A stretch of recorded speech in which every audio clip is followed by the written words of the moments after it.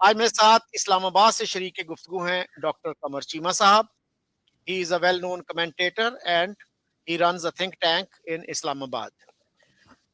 चीमा साहब, मैंने पिछले दिनों फेसबुक पे एक पोस्ट लगाई थी कि क्या मेरे इंटरव्यूज जो हैं वो रिपेटेटिव तो नहीं हो गए, तो क्या हाँ जी। चेंज चाहिए मुझे। तो उस पर कुछ लोगों ने कहा जी माजी पे कम एम्फोसिस दें, प्रेजेंट और फ्यूचर पे ज्यादा दें। तो मैंने कहा इसको हम ट्राई करते हैं। तो तो अगर हम आपने इस पे मेरियां गल्लां ਨੂੰ ਤੁਸੀਂ ਵੈਲਿਊ ਨਹੀਂ ਦਿੰਦੇ। ਫੇਸਬੁੱਕ ਤੇ 6 ਬੰਦਿਆਂ ਤੁਹਾਨੂੰ ਮੈਸੇਜ ਕਰਦਾ ਤੇ ਤੁਸੀਂ ਗੱਲ ਮੰਨ ਲਈਏ। ਜਦੋਂ मैं ਤੁਹਾਨੂੰ कह रहा खुदा ਦਾ नाम ਜੇ माजी ਚੋਂ निकल आओ फ्यूचर पे देखें तो आपको मेरी बात तो अच्छी नहीं लगती थी। ਤੁਸੀਂ फिर जूनागढ़ ਚ ਜਾਂਦੇ सो जनाब ਤੇ मैं समझता हूं मेरी बात को भी अहमियत दिया करें। बेशक जी आप मेरे जो बातों को अहमियत नहीं समझते लेकिन इसमें बहुत राज होते हैं सर। तो चीमा साहब, हमारे यहाँ ये सिविल मिलिट्री इम्बैलेंस पैदा कैसे हुआ? सारे मुल्कों में तो नहीं पैदा हुआ ना। मसलन इंडिया में नहीं हुआ, नेपाल में नहीं हुआ, आगे थोड़ा चले जाएं सिंगापुर में नहीं हुआ, वहां पे नहीं है ये इशू, हमारे यहाँ ही क्यों हुआ? देखिए चौर साहब इसकी भी सारी बात है। फिर आप फिर हिस्ट्री में चले गए हैं। आपको दरअसल दिस किन इज लोगों करंट, का दिस इज करंट सिचुएशन। नहीं आपने कहा बैलेंस इम्बैलेंस पैदा कैसे हुआ तो इम्बैलेंस पैदा तो 1947 ही हो गया सी ना। उनमें फिर तो उथे ले जा कि हमारे पास कॉन्स्टिट्यूशन कोई नहीं था। ठीक है, हमने कॉन्स्टिट्यूशन बनाया, फिर कॉन्स्टिट्यूशन आपको डिक्टेटर ने दिया। ठीक है, फिर वो civil bureaucracy and military bureaucracy के गठजोड़ आपस में रहे। ठीक है, पॉलिटिशियन जो वहां से आए थे पाकिस्तान में आए थे वो नहीं चाहते थे उस वक्त इमीडिएटली इलेक्शंस हों, क्योंकि उनको अपने मसले मसाइल दे के हमारा तो यहाँ कॉन्स्टिट्यूंसी ही कोई नहीं है पाकिस्तान के अंदर। तो मतलब कोई एक फैक्टर तो नहीं था चौधरी साहब, ये सारी एलीट का सेल्फिश एटीट्यूड था on all sides, on political, civil, military bureaucracy and all that. उस वक्त सारी की सारी आपकी ये जरी जो एग्रीकल्चरल जो थी एलीट थी।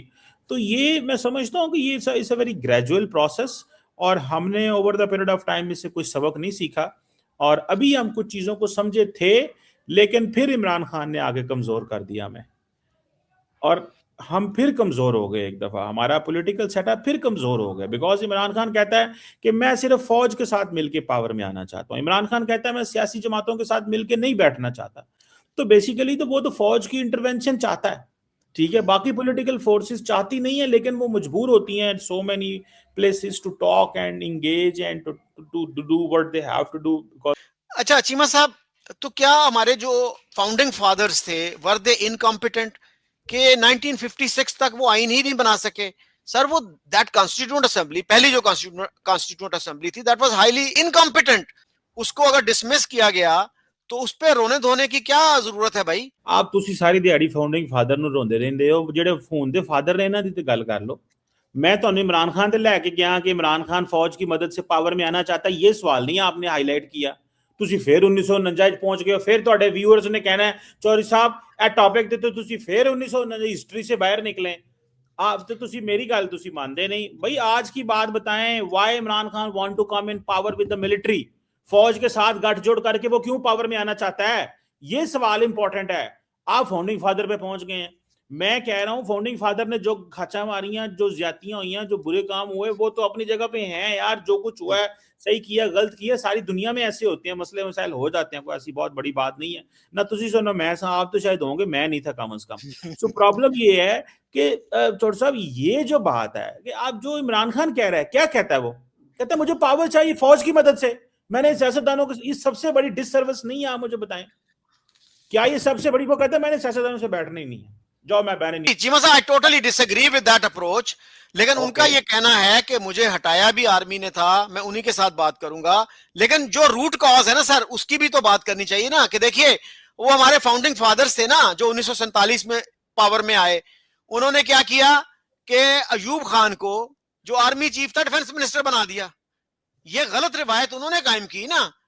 चलो यार हुण फिर ओहदा की करा मैं ना यूब खान जानना ना ओहदे बच्चों को जानना। आप क्या चाहते हैं मैं यूब खान के घर के बाहर जाके प्रोटेस्ट कर दूं उसकी कब्र के इर्द गिर्द? क्या हमारे यहाँ जो अब कहा जाता है कि एलीट कैप्चर हो चुका है, तो उस एलीट कैप्चर से बचने का क्या तरीका है? और हमारी जो तरजीहात हैं, क्या हमारी फॉरेन पॉलिसी को रिविजिट करने की जरूरत है? किसी पैराडाइम शिफ्ट की जरूरत है, नहीं है?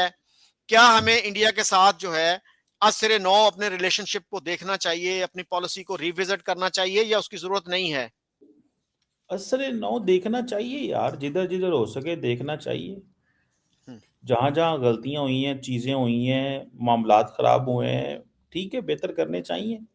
और एलीट अभी भी लीड है। वो यूएनडी, आपने इशरत हुसैन की बातें करते हैं, यूएनडीपी की रिपोर्ट नहीं आपने पढ़ी थी जिसने उन्होंने कहा था $17.5 अरब की एलीट का खर्चे हैं जो नहीं होने चाहिए, तो उसमें सारी एलीट थी। तो इस तरह तो होता है यार चौर साहब, इसके ऊपर एक civilly serious civilian check and balance होना चाहिए। लेकिन हमारे सिविलियन भी तो चौर साहब जुल्म करते हैं ना, पावर में आते हैं तो पावर किधर रहती है, कराची, लाहौर, कोयटा एंड पेशावर। एमपीए से पावर नीचे नहीं भेजेंगे क्योंकि खौफ होता है कि पहले एमपीए मैनेज नहीं हो रहे। उन्होंने फिर क्या किया, अब हर घर में एक एमएनए है, एक भरा एमपी हो जाता है, भरा एमएनए हो जाता है। तो चौड़ साहब छड्डो इन्हां एलीट सारी रली है, ओए सारे एक ने। चौड़ साहब तुसी भी जड़ा है ना, तुसी भी एलीट ही हो मेरे हिसाब ना, क्योंकि तुसी भी डंडी मार दे हल्की फुल्की। तो मैं ये अच्छा चीमा कहता साहब, हूँ, मैं एलीट नहीं हूं। मुझे ये बताइए, ये जो आप 17.5 बिलियन की बात कर रहे हैं, ये डॉलर्स की बात हो रही है यूएनडीपी ने जो कहा? चौड़ साहब ये मलेशियन रिंगड़ की बात हो रही है, डॉलर की बात होनी है और केड़ी होनी। अच्छा, डॉलर की अगर इतनी बड़ी रकम है, 17.5 बिलियन डॉलर्स एलीट के की जेबों में जा रहा है हर साल, तो सर इस जेबों में पे नहीं तो जा रहा, जी। जेबों में नहीं जा रहा, एक उनकी जेबों में नहीं जा रहा। They use resources of the state, और वो प्रोटोकॉल और गाड़ियां, और जो पैसा बचाया जा सकता है, और अगर इतना इस्तेमाल हो रहा है, 17.5 में से हो सकता है कोई 10 अरब बचाया जा सकता हो, मैं ये नहीं कह रहा, बट या 15 अरब या कितने अरब बचाया जा सकता हो, बट ये यूएनडीपी की रिपोर्ट आई थी 2 साल पहले, तो इट लेकिन बात यही है ना कि they are lining their pockets, they are enjoying the best facilities. तो 17.5 billion dollars is a huge sum of money. हम तो एक एक बिलियन के लिए कभी चाइना की मिन्नत करते हैं, कभी यूएई की, कभी सऊदी अरब की। तो हमारी स्टेट ने अब तक इसको क्यों नहीं खत्म किया, क्यों प्लग नहीं किया गया? फील्ड मार्शल की तवज्जो नहीं गई इधर क्या? फील्ड मार्शल तो होना है, ने होन बने ने इस साल कर लेंगे फील्ड मार्शल। चोर सब बड़े लोगों को ठीक कर रहे हैं अभी फील्ड मार्शल ने, फिक्र ना करें। बड़े लोग जेड़े इधर उधर जेड़े डंडियां मार देना, चीजों को खराब करते हैं सियासतदानों में, ब्यूरोक्रेसी में, ये विद इन द सिस्टम, तो ये मैं समझ रहा हूँ कि ये चीजें जो है ना वो हैं उस चीज में। सर उनको आर्मी चीफ बने तो 3 साल हो गए ना। Army army chief is the most powerful man क्या इन द कंट्री। करेंगे? तो आर्मी चीफ कोई प्लानिंग कमीशन का मिनिस्टर थोड़ा ही है, आर्मी चीफ है यार वो तो, और बड़े सारे मसले ने उन्हें। वो जिस जिस मिनिस्ट्री के अंदर लोग बैठे हैं उनका काम है ना, फौज का आर्मी चीफ का तो काम नहीं है।